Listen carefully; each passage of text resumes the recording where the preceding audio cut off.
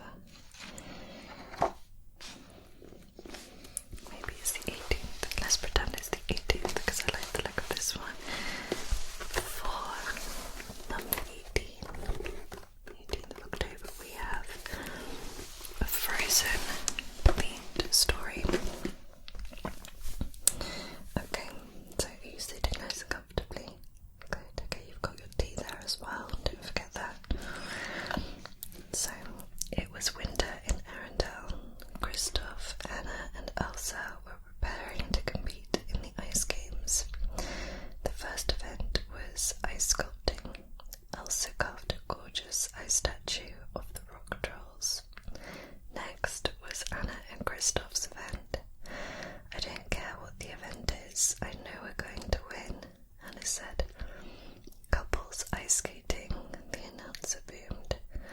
Unless it's that, Anna said. Anna and Christoph gave it their all.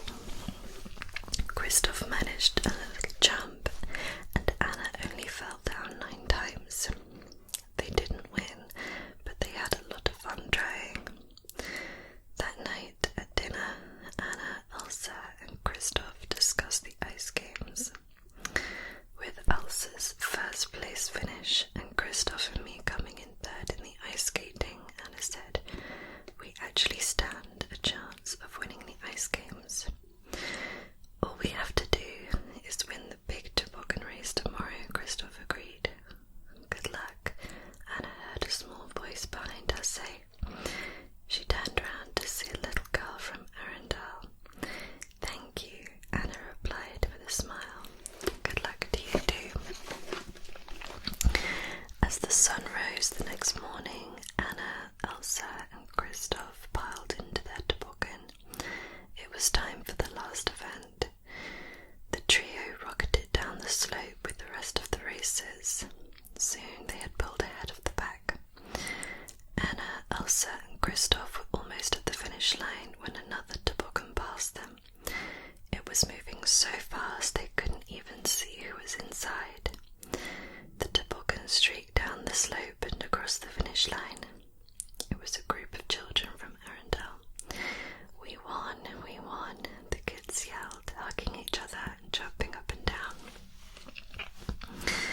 Watching them celebrate, Anna couldn't bring herself to be disappointed that she, Christoph, and Elsa hadn't won.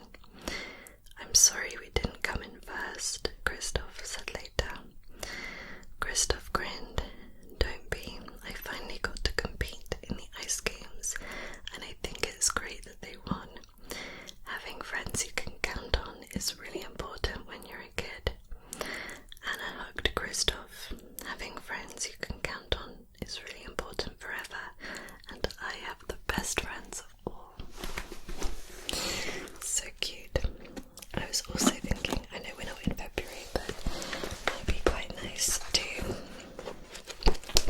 read the 14th of February, because that is Valentine's Day. And for Valentine's Day, we have a little Snow White story. "What you doing, Doc?" Happy asked. Doc was hard at work carving a heart out of a piece of wood. "I'm making a present for Snow White," he replied. "A present for Snow White?" Happy exclaimed. "Oh dear, did I miss her birthday?" "No, silly, it's Valentine's Day." "Valentine's Day?" Happy turned to Toby. "Have you ever heard of Valentine's Day?" Toby shook his head. Doc cleared his throat. "Valentine's Day is a very special day that gives people the opportunity to let loved ones know how important they are. I'm giving Snow White these handkerchiefs," Sneezy said as he sneezed into one of them. "Well, maybe not this one." "That's very thoughtful," Doc answered. "I'm sure she'll be happy to use them." "If he has any left," Grumpy said. Then Bashful shyly held out a pink and purple paper flower he had made. "Wonderful. And you?" Doc asked Toby. Toby held up a paper airplane he'd just made for Snow White. "You know what I'm going to do? I'm going to juggle for Snow White for Valentine's Day," Happy said, gathering several apples. "She'll love that," Doc said. Sleepy yawned as he held up a pretty card he'd made. "And you?" Doc asked Grumpy. "Well, all right," Grumpy confessed. "I wrote Snow White a poem." And just then there was a knock on the door to the cottage. Snow White had arrived. "Happy Valentine's Day," the 7 dwarfs sang, each holding up his gift for Snow White to see. "What a wonderful surprise," Snow White